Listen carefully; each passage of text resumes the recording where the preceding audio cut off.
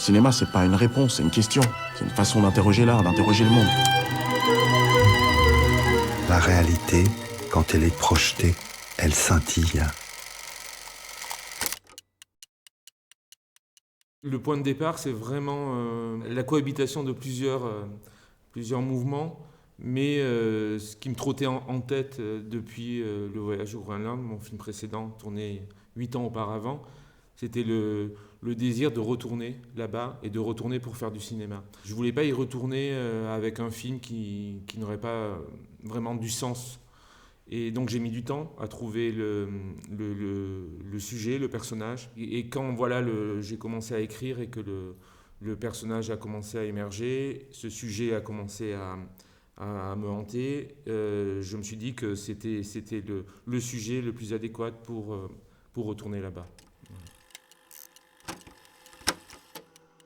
C'est venu en cours d'écriture, plutôt en fin d'écriture. Quand la question de la forme qu'allait prendre le film devenait de plus en plus prégnante pour moi.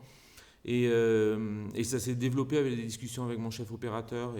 Et d'un coup, le western est devenu presque la référence esthétique la plus forte du film.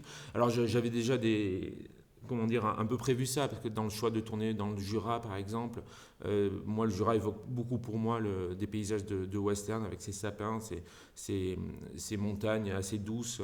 Et au-delà de ça, dans l'idée d'aller tourner au Groenland, il y avait quelque chose qui appelait cette échappée vers ce genre cinématographique. C'était vraiment très important que ça soit elle, pour plein de raisons.